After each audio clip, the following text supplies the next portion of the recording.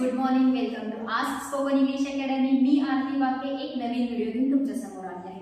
आज आपण काही प्रिपोजिशन बघणार आहोत। प्रिपोजिशन म्हणजे काय? शब्दयोगी अव्यय, म्हणजे वाक्य तयार करत असताना टाइम सांगण्यासाठी, रीत सांगण्यासाठी, पद्धत सांगण्यासाठी ज्या गोष्टी आहेत, जे शब्द वापरले जातात त्यांना म्हटले जातं प्रिपोजिशन।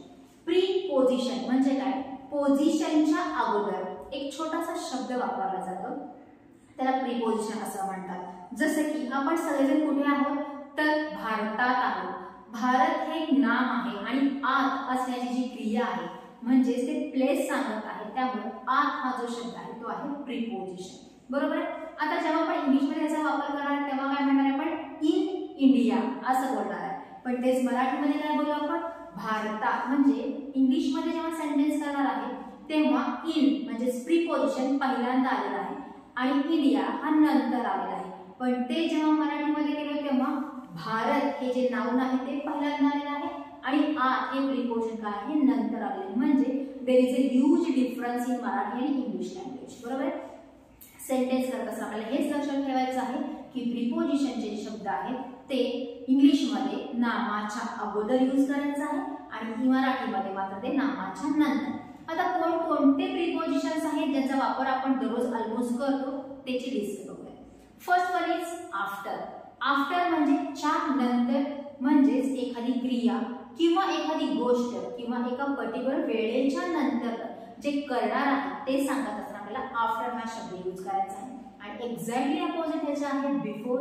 बिफोर म्हणजे च्या अगोदर किंवा च्या पूर्वी, एखादी क्रिया किंवा एखाद्या टाइमच्या अगोदर जेव्हा आपण शब्द यूज करतो त्याला वापरतो आपण बिफोर।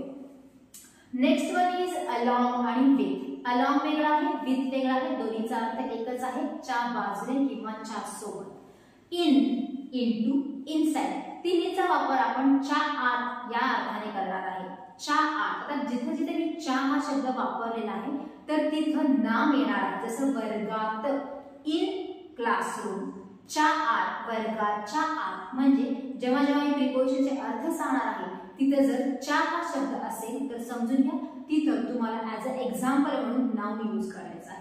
इन, इनटू, इनसाइड, च्या आत, याच्या अपोजिट आहे आउट ऑफ, आउटसाइड म्हणजे च्या बाहेर। त्याच्यानंतर आहे फॉर म्हणजे च्या साठी, फ्रॉम पासून किंवा हून किंवा चा, सिन्स याचा सुद्धा अर्थ पासून असा होतो, बियॉन्ड आणि अक्रॉस, दोन्हीचा अर्थ आहे च्या पलीकडे। अक्रॉस म्हणजे काय? च्या पलीकडे, पण लहान अंतरासाठी आपण अक्रॉसचा वापर करतो। आणि बियॉन्ड याचा सुद्धा अर्थ च्या पलीकडे आहे, पण तो मोठ्या अंतरासाठी वापरला जातो। त्याच्यानंतर आहे बिहाइंड। बिहाइंड म्हणजे च्या मागे, एखाद्या वस्तूच्या, ठिकाणाच्या, प्लेसच्या मागे या अर्थाने वापरला जातो। ऍट, ऍट म्हणजे टाइम सांगत असण्याचा वापर करतो, एखादी जागा सांगत असताना किंवा एखादी गोष्ट दाखवायची असेल तर ऍटचा वापर केला जातो। त्याचा अर्थ तो ला किंवा कडे किंवा वाचता। Next one is to. To म्हणजे ला, प्लेस सांगत असताना आपण ह्याचा वापर करतो टू या अर्थाने। Then till, until, up to या तिन्हीचा पण अर्थ होतो पर्यंत, च्या पर्यंत म्हणजे एखाद्या वेळेपर्यंत, एखाद्या घटनेपर्यंत जेव्हा आपल्याला वापरायचं असतं तेव्हा टिल, अंटिल आणि अप टू हे शब्द वापरले जातात। विदिन, विदिन म्हणजे च्या आत, एका पर्टिक्युलर टाइमच्या आत या अर्थाने विदिनचा वापर केला जातो।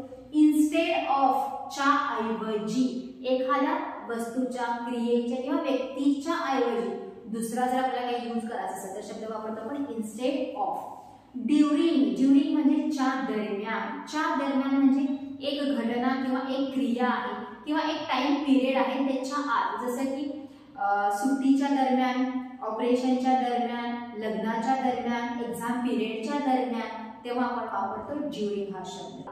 विदाउट, विदाउट म्हणजे त्याच्या शिवाय, च्या शिवाय या अर्थाने याचा वापर केला जातो। देन बाय, बी बाय, बाय म्हणजे ने किंवा कडून या अर्थाने याचा वापर केला जातो। त्याच्यानंतर ना आहे बिसाइड। बिसाइड म्हणजे शेजारी, अगेन नियरचा अर्थ सुद्धा शेजारीच होतो। त्याच्यानंतर ना आहे टिल, अंटिल जो आपण आत्ताच बघितलेला, असे वेगवेगळे शब्द आहेत ज्याचा वापर आपण वाक्य तयार करत असताना करत असतो। राउंड, अराउंड म्हणजे च्या भोवती किंवा च्या सभोवती, एखादी गोष्ट सेंटरला आहे। आणि त्याच्याभोवती काय आहे ते सांगण्यासाठी आपण ह्याचा वापर करतो. अमंग म्हणजे सर्वांमध्ये, बिटवीन म्हणजे दोन गोष्टींच्या मध्ये.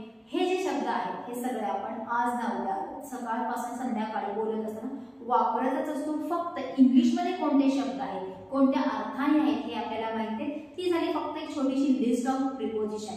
काही प्रिपोजिशन हे टाइमसाठी वापरले जातात, त्याच्यानंतर काही प्रिपोजिशन प्लेससाठी वापरले जातात, काही प्रिपोजिशन हे ड्युरेशनसाठी वापरले जातात आणि काही जे इतर आहेत जे तुम्ही कुठेही वापरू शकता. जसं की त्यांना स्पेसिफिकली त्याचा अर्थ आहे असं म्हणू शकता. जसं की थ्रू हा जो शब्द आहे, च्या मधून या अर्थाने. इथं काय असतं, च्या मधून प्रोसेसच्या मधून पण सांगू शकता, एका वेळेच्या मधून पण सांगू शकता, एखाद्या प्लेसच्या मधून पण सांगू शकता. म्हणजे काही जे प्रिपोजिशन्स आहेत हे तिन्ही ठिकाणी वापरले जातात. टाइम संदर्भात सुद्धा वापरले जातात, प्लेसच्या संदर्भात सुद्धा वापरले जातात आणि इतर ठिकाणी सुद्धा वापरले जातात. म्हणजे हे प्रिपोजिशन काय आहे, मल्टीटास्क जसं असतं ना तसं मल्टी यूज सुद्धा म्हणू शकतो आपण प्रिपोजिशनचा. प्रिपोजिशन जर शिकायचे असतील तर तुम्हाला जास्तीत जास्त रीडिंग करावं लागणार आहे आणि रीडिंग थ्रू तुम्हाला कळणार आहे की हा जो प्रिपोजिशन आहे या वाक्यामध्ये या या अर्थाने वापरला गेलेला आहे. जसं की इन आपण एक जागा सांगण्यासाठी सुद्धा वापरतो, जसं इन क्लास. इनचा वापर आपण टाइम साठी सुद्धा करतो, जसं की इन जून. इनचा वापर आपण सीझन सांगण्यासाठी सुद्धा करतो, इन रेनी सीझन. म्हणजे इन हा जो प्रिपोजिशन आहे तो वेगवेगळ्या ठिकाणी वेगवेगळ्या यूज मुळे वापरलेला आहे. तर असे प्रिपोजिशन लक्षात ठेवायचे असतील तर बेस्ट थिंग आहे जास्तीत जास्त रीडिंग करा आणि कोणत्या अर्थाने त्याचा वापर केलेला आहे ते तुम्हाला तेव्हाच कळणार आहे रीडिंग थ्रू. फक्त मी शब्द घेतला तो पाठ केला तर त्याचा उपयोग होईल असं होणार नाही, कारण प्रत्येक वेळेस त्याचा वेगवेगळे अर्थ होऊ शकतात. त्यामुळे तुम्हाला प्रिपोजिशन हे काय करायचे आहे, रीडच करायचे आहे सेंटेन्सेसच्या through. So this is for today.